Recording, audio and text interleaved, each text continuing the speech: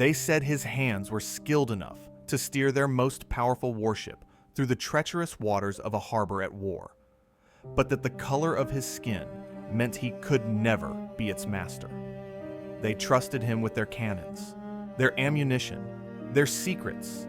They just never imagined he would use those secrets against them. In the dead of night, in the heart of the Confederacy, while the city of Charleston slept, one man, an enslaved pilot, would put on the captain's hat, salute the enemy forts, and sail his entire family to freedom. But he wasn't just stealing himself. He was stealing their warship. This is the story of how a slave became a captain, not by asking for freedom, but by stealing it. To understand the sheer audacity of Robert Smalls's act, you must first understand the world that created him. Charleston, South Carolina, in the 1860s. This was not just another southern city. This was the cradle of secession, the ideological and spiritual heart of the Confederacy. It was a city built on a bedrock of human bondage, a place where the immense wealth of the planter class was displayed in elegant mansions, and the source of that wealth, the enslaved black population, was controlled with a brutal and systematic efficiency. The air itself was thick with the twin scents of magnolia and misery.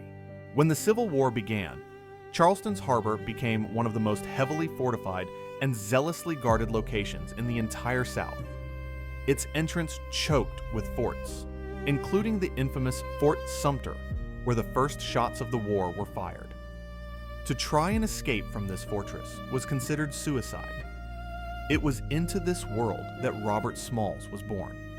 He was born a slave, the son of a house servant, which afforded him a slightly less brutal existence than the back-breaking labor of the cotton fields. But he was surrounded by the constant, casual cruelty of the system. His mother, fearing he would grow up ignorant of the true nature of his bondage, would make him watch the brutal whippings in the fields and stand on the auction blocks to see families torn apart. She was instilling in him not just a knowledge of his oppression, but a deep and burning hatred for it. As a young man, Smalls's intelligence and reliability made him too valuable for household work. He was hired out by his master to work on the docks and wharves of Charleston. For Smalls, the harbor became his university. It was a bustling, chaotic world of ships, sailors, and commerce. He learned to read the tides and the currents. He learned the intricate language of ropes and sails. He rose from a dock worker to a deckhand, and eventually, due to his incredible skill and photographic memory for the waterways, to a wheelman or pilot. He was steering the very ships that were the lifeblood of the city. When the war broke out, his skills became even more valuable. He was conscripted, still a slave, to serve on a Confederate military transport ship, the CSS Planter. The Planter was no mere cargo vessel. It was a fast, well-armed sidewheel steamer, equipped with a 32-pound pivot gun and a 24-pound howitzer. It was a crucial part of Charleston's defense, used to lay mines, transport troops, and deliver supplies to the forts that guarded the harbor. And at its helm, steering it through the dangerous, mine-infested channels, was Robert Smalls. The irony was staggering. He, a piece of property, was entrusted with the navigation of one of the Confederacy's most valuable military assets. His white officers, confident in their own superiority, saw him as a reliable tool, a skilled pair of hands, but nothing more. They would talk openly in front of him, discussing troop movements, defensive weaknesses, and the secret codes used to signal the forts. They did not see the man at the wheel as a mind, as an observer, as a potential threat. He was a ghost in their machine, a part of the ship's equipment, and they were blind to the fire of rebellion that was burning behind his quiet, deferential eyes. Every day, as he steered the Planter on its missions, Smalls was not just doing his job. He was studying. He was memorizing. He was planning. He memorized the location of every sandbar, every minefield, every patrol route. He carefully studied the mannerisms of the ship's white captain, Captain Relia, how he walked, how he stood, how he wore his signature wide-brimmed straw hat. He learned the specific sequence of steam whistle signals that had to be given to pass each Confederate fort in the harbor without being blown out of the water. He was gathering the keys to his own liberation. The plan that began to form in his mind was one of breathtaking risk. It was not just about his own freedom. He was a husband and a father. He would not leave his family behind. The plan had to include his wife, his children, and the families of the other enslaved crewmen on the Planter. It was a collective dream, an all-or-nothing gamble where the price of failure was not just his own life, but the lives of everyone he loved. For months, the plan simmered, waiting for the perfect moment, the one fleeting opportunity when the stars of fate would align. That moment came on the evening of May 12th, 1862. The night of May 12th, 1862, was a night like any other in the heavily guarded harbor of Charleston. The city was under a strict wartime curfew. The forts that lined the harbor, Sumter, Moultrie, Pinckney, were on high alert, their cannons loaded, their sentries watching for any sign of a Union naval incursion. The CSS Planter, having just returned from a mission, was docked at its usual spot at the southern wharf. Its cargo hold was filled with a valuable prize, several large cannons and a cache of ammunition destined for a new fortification. And as was their custom when in port, the ship's 3 white officers, Captain Relia and his 2 mates, made a fateful decision. Instead of spending the night on board, they decided to leave for the comforts of their homes in the city, a clear violation of Confederate naval regulations. They left the ship and its valuable military cargo in the hands of their trusted slave crew. This was the moment Robert Smalls had been waiting for. It was a perfect confluence of opportunity and preparation. The ship was fueled, armed, and under his de facto control. As the last of the white officers disappeared into the city, a quiet, electric tension filled the air. The plan, which had been whispered about for months, was now in motion. Smalls gathered the other enslaved crewmen. The risk was absolute. If they were caught, they would not be whipped. They would be made an example of. They would be tortured and hanged as traitors, and their families would likely be sold or killed in retribution. For a moment, fear hung heavy in the air, but the dream of freedom was stronger. They were all in. The first part of the plan was the most dangerous. Smalls had to get his family and the families of the other crewmen, a total of 16 men, women, and children, including his own infant daughter, onto the ship without raising an alarm. In the dead of night, they slipped through the dark, patrolled streets of Charleston, one by one, making their way to a different wharf where another vessel was docked. They hid in the shadows, their hearts pounding with every footstep of a distant sentry. Meanwhile, Smalls returned to the Planter. At around 2:00 a.m., the first critical step began. Smalls went to the engine room and, with the help of the enslaved engineer, began to build up a head of steam. The sound of the boilers firing up, a normal sound during the day, was a terrifying risk in the dead of night. Every clank of metal, every hiss of steam, could be the sound that brought the harbor guard down upon them. But no alarm was raised. Then, at precisely 3 a.m., Smalls gave the signal. He cast off the mooring lines. The massive side wheels of the Planter began to churn, and the ship, with its all-black crew, slipped silently away from the wharf. Now came the test of Smalls's genius. He was not just a pilot. He was an actor. He went to the pilot house and put on Captain Relia's signature wide-brimmed straw hat.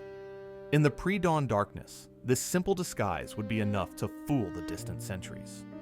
He steered the Planter not towards the sea, but first to the nearby wharf where their families were hiding in the darkness. The transfer was a moment of supreme, silent terror. 16 men, women, and children climbing from one ship to another, trying not to make a sound, knowing that a single cry from a frightened child could doom them all. Once they were all aboard, hidden in the cargo hold, the true journey began. Smalls now had to navigate a deadly maze of Confederate defenses, a gauntlet of forts that he had to pass in sequence. He steered the ship with a calm and steady hand, mimicking the exact speed and course that Captain Reliea would have taken. As they approached the first checkpoint, Fort Johnson, the moment of truth arrived. He had to give the correct steam whistle signal, a secret code that was changed regularly. He had memorized it from listening to his white officers. He reached for the cord and blew the signal. 2 long blasts, followed by a short one. The fort remained silent. They had passed the first test. Next came Fort Sumter, the most powerful and heavily armed fortress in the entire harbor, the very place where the war had begun. The tension on the ship was unbearable. Their families, huddled in the hold below, could hear the engines, could feel the ship moving, but had no idea if they were sailing towards freedom or towards a hail of cannon fire. As the silhouette of Fort Sumter loomed in the darkness, Smalls stood in the pilot house, the captain's hat pulled low, his posture mimicking the familiar stance of his former master. He blew the correct signal. A tense minute passed. Then, from the fort, an answering signal came back. An all clear. The sentry on the wall had seen the ship, recognized its profile, heard the correct signal, seen the figure in the captain's hat, and had waved them on. They were through. They had done the impossible. They had sailed directly past the most formidable defenses of the Confederacy, but they were not yet free. As the sun began to rise, they were entering the open sea, but now they faced a new danger: the Union naval blockade. The fleet of Union warships that ringed the harbor would see a Confederate transport ship steaming directly towards them and would, without question, open fire. Smalls knew he had only minutes to signal his true intentions. In a final symbolic act, he ordered the Confederate flag to be lowered. In its place, he hoisted a white bedsheet his wife had brought aboard, a universal sign of surrender. As the Union warship USS Onward spotted them and began to train its guns, the white flag was finally visible in the morning light. A Union boarding party, their weapons raised, cautiously approached the Planter. What they found was a sight that no one in the U.S. Navy had ever seen before. The ship was commanded and crewed entirely by black men, their families emerging from the hold, weeping with joy. Robert Smalls, the 23-year-old slave, stepped forward, removed the captain's hat, and presented the ship to the Union. "I am delivering this military fleet to you," he reportedly said, "as a free man." The arrival of the CSS Planter in the Union blockade fleet was a moment of sheer, unadulterated shock. The Union sailors who boarded the vessel could scarcely believe what they were seeing.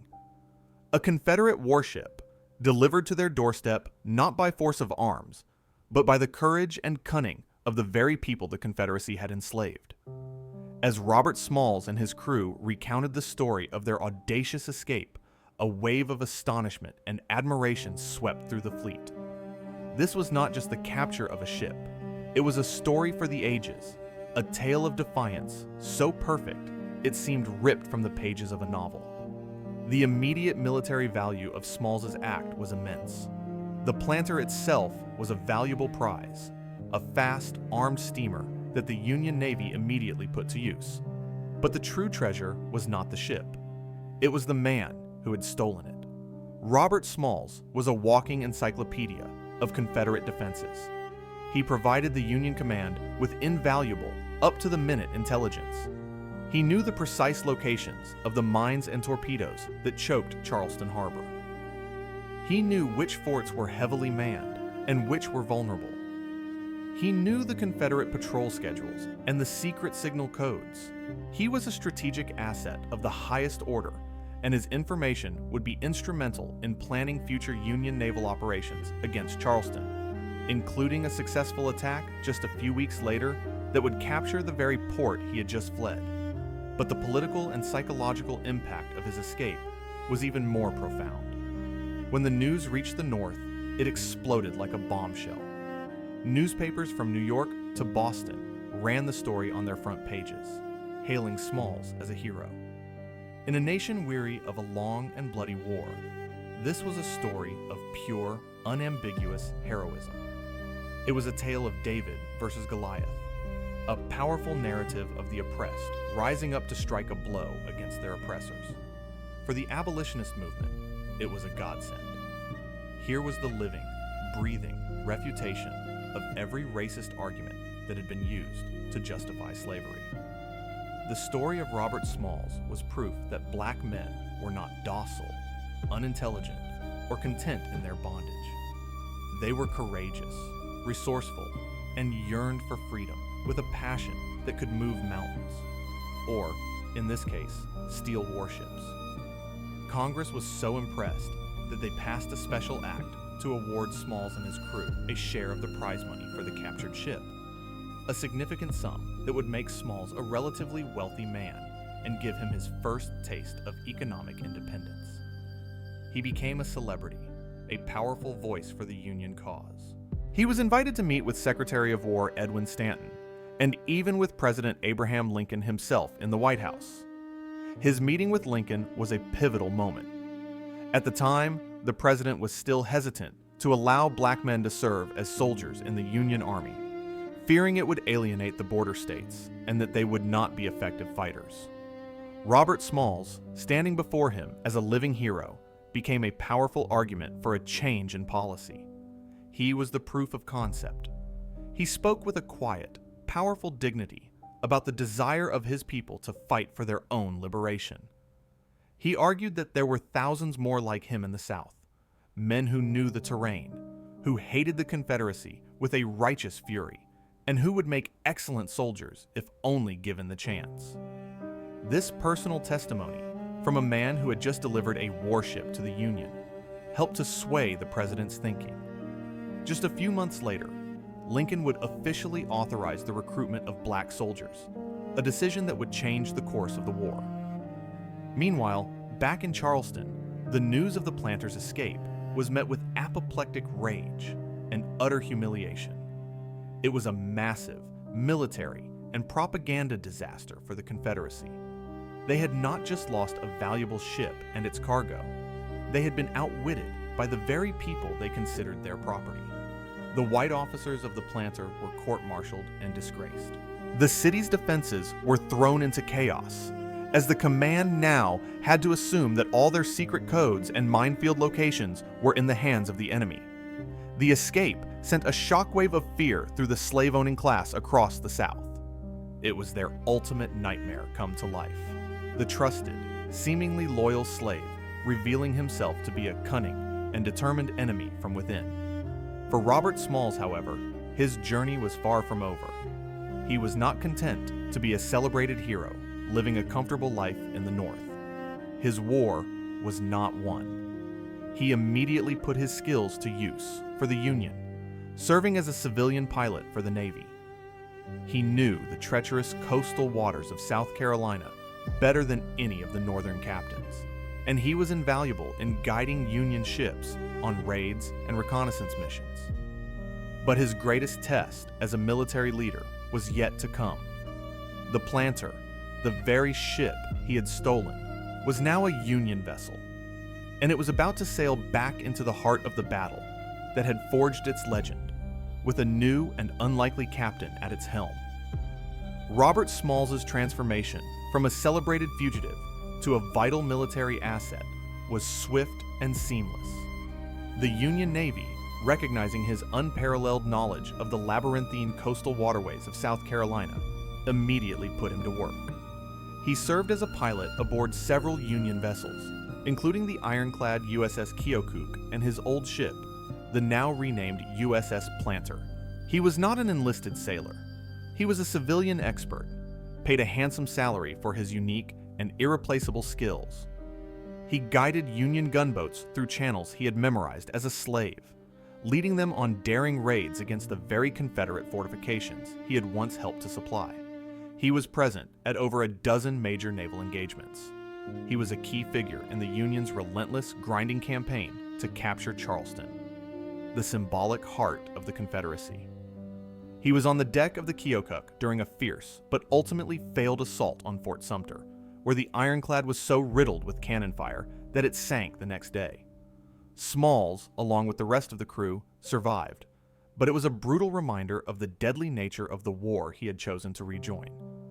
But his most legendary moment as a military leader, the act that would cement his reputation, not just as a cunning escape artist, but as a true hero under fire, came in December of 1863. He was serving as the pilot of the USS Planter, the very ship he had liberated. They were on a mission in Folly Island Creek, just south of Charleston, when the ship came under a surprise and devastating attack from Confederate shore batteries.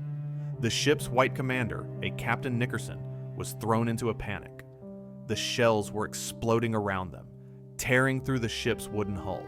The situation was desperate, and the captain, convinced they were doomed, abandoned his post in the pilot house and ran to hide in the coal bunker, the most protected part of the ship. The crew, now leaderless and under a hail of enemy fire, was thrown into chaos. The ship was a sitting duck, about to be destroyed. It was in this moment of absolute crisis that Robert Smalls once again took command. With his captain cowering in fear, Smalls left his pilot's station, took the ship's wheel, and calmly began to maneuver the vessel out of the kill zone. He could have surrendered. The enemy fire was intense, and the official commander of the ship had already given up. But surrender was not in Robert Smalls' vocabulary. He sounded the ship's alarm, rallied the terrified crew, and gave the order to return fire with the Planter's own cannons. While he expertly steered the ship through the narrow, treacherous channel, trying to present the smallest possible target to the enemy gunners. The crew, inspired by his impossible calm, manned their guns and began to lay down a furious barrage of suppressive fire. Smalls was not just the pilot now. He was the acting captain, the commander, the embodiment of grace under pressure. His knowledge of the creek, which he had navigated countless times as a slave, allowed him to find a path to safety that the panicked white captain had not been able to see. He successfully navigated the battered Planter out of the ambush and back to the safety of the Union fleet.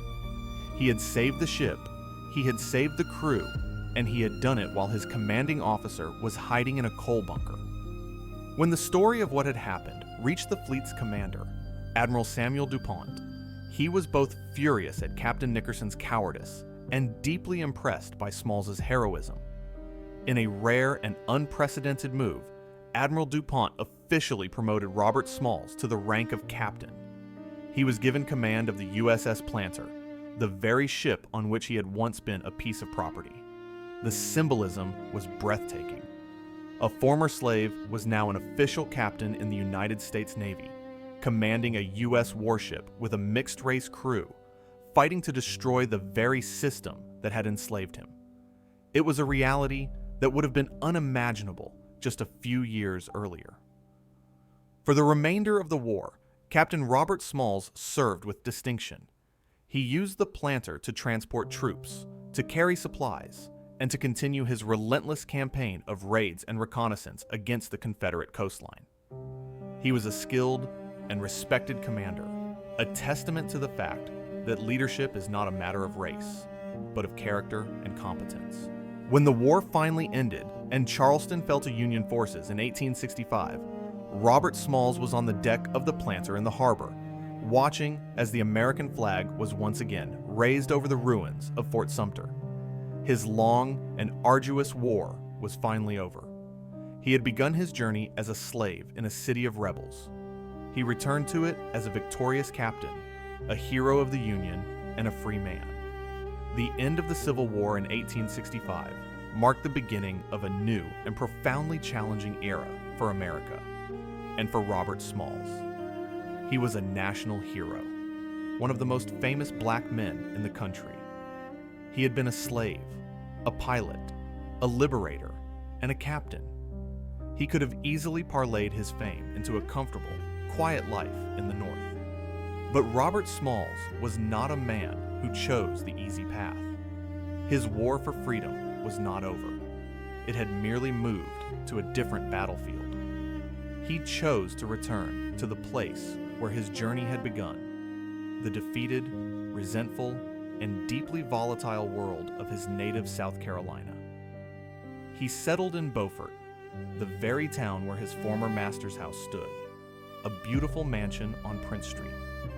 In a moment of almost unbelievable historical poetry, Robert Smalls, the former slave, purchased the house at a tax auction. The home where he had once served, where his mother had been a house slave, was now his own. It was a powerful, personal, and public declaration. The old world was dead. A new one was being born. This was the era of Reconstruction, a brief, hopeful, and ultimately tragic period where the nation struggled to define the meaning of the freedom that had been won at such a terrible cost. For a time, it seemed as if a true, multiracial democracy was possible in the South.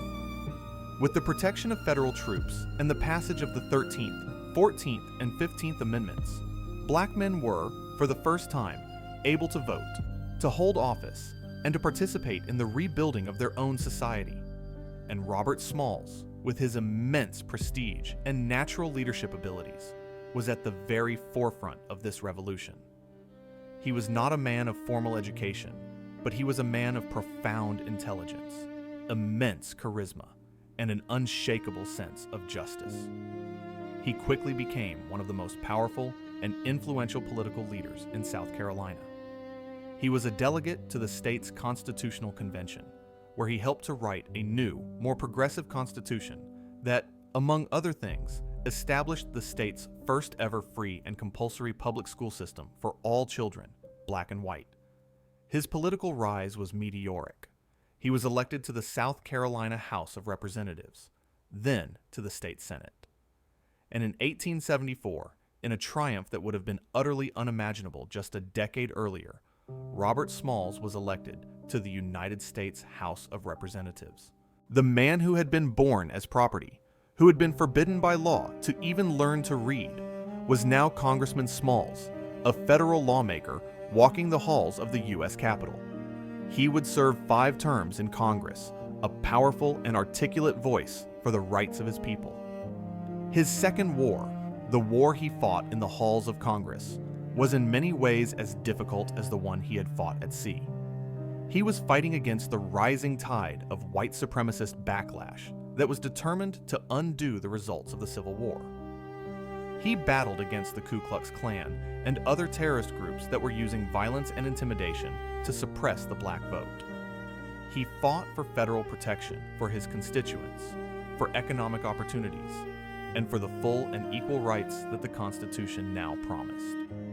He was a tireless and fearless advocate, a man who had faced down Confederate cannons and was not about to be intimidated by the threats of resentful former slave owners. But the tide of history was turning against him. By the late 1870s, the North had grown weary of the difficult and expensive project of Reconstruction. In the infamous Compromise of 1877, the federal government effectively made a deal with the white South. In exchange for political peace, they would pull the federal troops out and allow the southern states to handle their own race problem. It was a complete and utter betrayal of the promises that had been made to the 4 million newly freed African Americans. For Robert Smalls and other black leaders, it was a disaster. Without the protection of the federal government, the fragile gains of Reconstruction were systematically dismantled. A new and insidious system of racial oppression, Jim Crow, began to take hold. Black men were stripped of the right to vote through poll taxes, literacy tests, and pure intimidation. A rigid system of segregation was imposed, and the terror of the lynch mob became the law of the land. Smalls fought back with every political and legal tool at his disposal. He remained in South Carolina, a lonely and defiant voice against the encroaching darkness. At the 1895 South Carolina Constitutional Convention, a convention specifically designed to write white supremacy back into the law of the state, Smalls, one of the few black delegates, stood and gave one of the most powerful and courageous speeches of his life. he spoke directly to the white delegates, the sons of the very men he had fought against.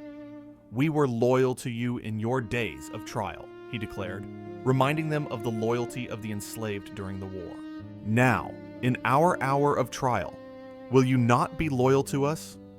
His plea for justice, for a shared and equal future, was met with a cold, determined silence. The new Constitution, with its racist provisions, was passed. The world that Robert Smalls had fought so hard to build was being destroyed before his eyes. He had won his war, but he was losing the peace. He had stolen his freedom, but now he was watching as the freedom of his people was being stolen back, piece by agonizing piece. But he never gave up. He never fled. He remained in his home in Beaufort, a living symbol of a promise that had been broken, but a promise that he still, against all odds, believed in.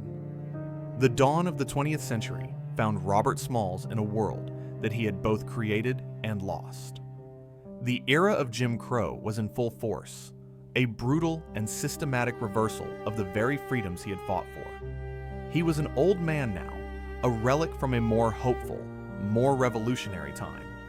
The young, defiant congressman had been replaced by a quiet, dignified elder statesman, a living monument to a dream deferred. He had been voted out of office, his political power eroded by the same racist tide that was disenfranchising his entire race. But he was not defeated, and he was not forgotten. He was appointed the Collector of Customs for the Port of Beaufort, a federal position that he held for many years. The irony was profound. The man who had once been considered cargo in that very port was now in charge of all its commerce. It was a position of respect, a small island of federal authority in a sea of state-enforced white supremacy. From his office on the waterfront, he continued to be a leader and a protector of his community. He used his influence to help black businesses, to secure jobs, and to provide a small but vital buffer against the worst excesses of the Jim Crow system. He was no longer a congressman, but he was still Captain Smalls, a man who commanded immense respect. His house on Prince Street, the house he had bought from his former master, became a symbol. It was a place of pilgrimage for Black Americans, a tangible piece of evidence that the old world had indeed been turned upside down, even if a new and equally oppressive one was taking its place. He lived there until his death, a constant, quiet, and powerful presence in the town that had once enslaved him. Robert Smalls died in 1915, the same year that D.W. Griffith's The Birth of a Nation was released. The coincidence is a deeply symbolic and tragic one. As Smalls, the real-life hero of the Civil War and Reconstruction, was passing from the world, a cinematic lie was being born. A lie that would glorify the Ku Klux Klan and do more to poison American race relations than almost any other cultural product of the 20th century. The nation was choosing to embrace a racist fantasy of its past at the very moment it was losing one of the greatest real-life heroes of that past. The battle for memory, which Smalls had fought for his entire life, was entering a new and even more difficult phase. For decades after his death, the story of Robert Smalls, like the stories of so many other black heroes, was allowed to fade. While the mythology of the lost cause of the Confederacy was being celebrated, the real stories of black courage and leadership during the Civil War and Reconstruction were systematically erased from the history books. His incredible act of liberation, the stealing of the Planter, became a footnote, a quaint piece of historical trivia, stripped of its revolutionary significance. His powerful career as a congressman, a fearless fighter for civil rights, was almost completely forgotten. But a story that powerful cannot be buried forever. The rediscovery of Robert Smalls began, as it so often does, with the work of black historians during the civil rights movement of the 1950s and 60s. They were searching for their own heroes, for their own founding fathers, and they found in Smalls a figure of almost unbelievable courage and complexity. They pieced together his story from old congressional records, from newspaper archives, and from the oral histories that had been preserved in his community. What emerged was the portrait of a man who was, in every sense, a true American original. He was a man who had lived the entire arc of the Black experience in the 19th century, from the absolute darkness of slavery to the halls of the United States Congress. His life was a testament to the fact that the struggle for freedom is not a single event, but a continuous, lifelong battle fought on multiple fronts. He had been a slave, a warrior, a politician, and a leader. So what is his final, enduring legacy? It is a legacy of audacious, unapologetic self-liberation. Robert Smalls did not wait for Abraham Lincoln to free him. He did not wait for the Union Army to liberate him. He saw an opportunity. He weighed the incredible risks, and he took his freedom and the freedom of his family with his own two hands. His story is a powerful testament to the agency and the revolutionary spirit of the enslaved themselves. It is a necessary corrective to the paternalistic narrative that depicts slaves as passive victims waiting for a white savior. Smalls was his own savior. His story is also a powerful lesson in the nature of courage. It is the story of a man who faced down the cannons of Fort Sumter, and then, decades later, faced down the jeering, hateful crowds in the South Carolina legislature. He proved that courage is not just a matter of physical bravery in a moment of crisis, but also the moral fortitude to stand for what is right, day after day, year after year, even when you know you are losing. And finally, his life is a symbol of the promise and the ultimate betrayal of Reconstruction. His rise from slave to congressman is the single greatest example of the incredible potential of that era.